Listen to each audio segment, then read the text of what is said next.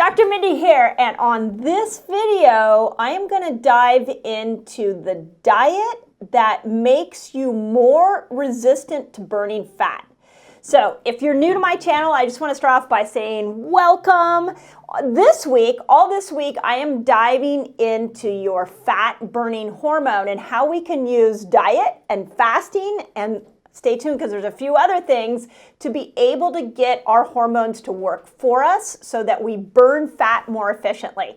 So welcome and subscribe if you're brand new. And as always, if you love this video, send it out into the world.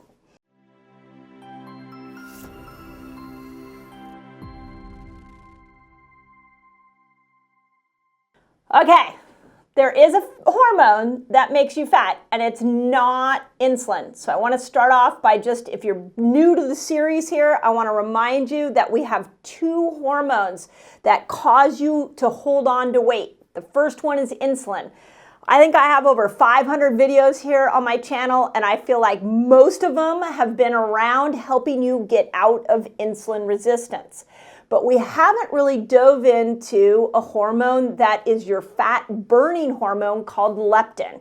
So all this week, it is our fast training week, and I am educating you guys on what you can do to get out of what we call leptin resistance.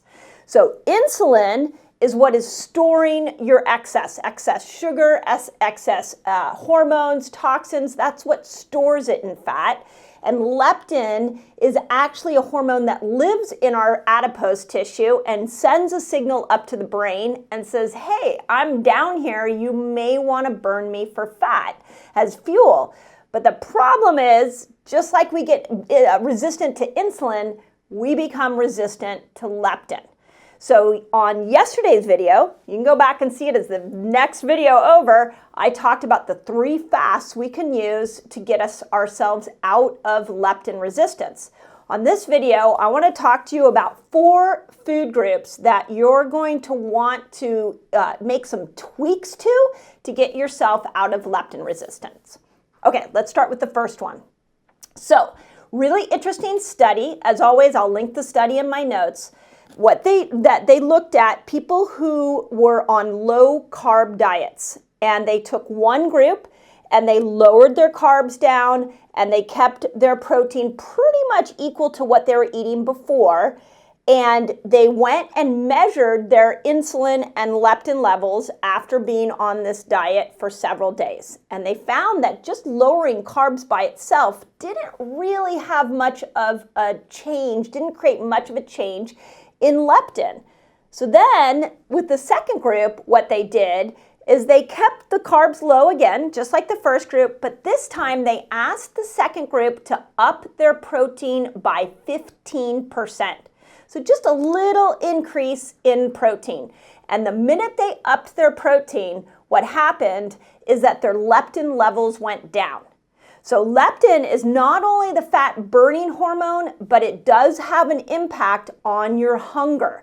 So their belief in the study was that as they upped the protein on these low carb diets is that it killed hunger. And when it killed hunger, people ate less. And when they ate less, leptin started to go down. So my first recommendation to you is if you are keto, if you are low in carbs, it may be time for you to up your protein and make sure that you're eating a little more protein. Okay, so that's step number 1. Step number 2, and those of you who've been following me, you're going to see a trend here of what diet I'm going to recommend at the end that hits all 4 of these points, by the way. Step number 2, they have found that people who are sensitive to lectins, and I'll explain where you get lectins in a moment, also become leptin resistant. So lectins, you ready for the list? I'm going to power through them really quick, are found in a lot of your grains. So your wheat, rye, barley, wheat germ, quinoa, rice, oats, millets, and corn. But we also find lectins in legumes. We find them in dried beans, soy, peanuts, and in pasteurized dairy, coming from grain-fed cows, not grass-fed. So what they discovered in this study was if you had a diet high in lectins, that those lectins went into the receptor sites of leptin and made you leptin resistant. So the second food change I would encourage you to make is to pull the lectins out. So remember, the first, you're going to up your protein. Second, we're going to pull lectins out. And I just gave you the list. The list will also be in the notes. We're going to also put it on our Instagram, so you'll find it there as a nice little square. Number 3, the third diet change that needs to happen. When you have high triglycerides, it prevents the transportation of leptin from fat up to the brain. So you want to keep your triglycerides low. And in this study, what they said, this was actually a study in the New England Journal of Medicine, what they said is how the best way to keep your triglycerides low is through a low-carb diet. Well, we love low-carb diets, and that matches really well with staying away from lectins, and it also matches really well with a higher protein, low-carb diet. Okay, number 4 is processed foods. So at the root of all obesity issues lives processed foods. Your bad oils, your fake ingredients, everything when you walk into a supermarket in those center aisles, that is all your processed foods. So the fourth thing you're going to want to make sure is that you're not eating those toxic, what I call fake foods. The fake foods are going to increase leptin in your body and make you more leptin resistant.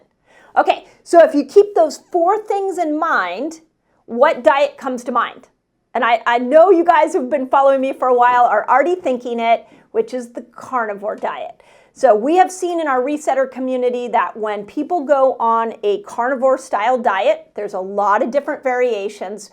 They're removing the lectins, they're removing the processed foods, they're bringing the carbs down, and they're upping the protein. So they're meeting all 4 of those steps, and they start to lose weight. But not only are they losing weight, and temporarily, not only are they helping insulin, but they are bringing those leptin levels down for good. So each day this week, I am bringing you another piece of science that will help you understand how to kick yourself out of leptin resistance.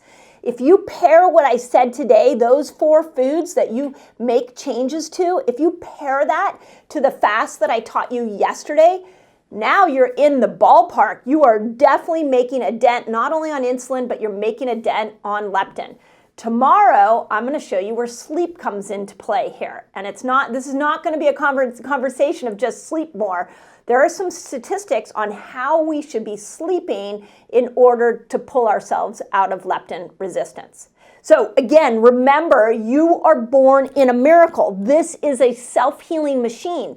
So if you're not getting the result that you are looking for, there is a large possibility that you've missed a piece to the puzzle. And when it comes to losing weight, it's so much more than insulin resistance. We've got to dive into leptin resistance. So let me know if that's helpful. Let me know if that's new information.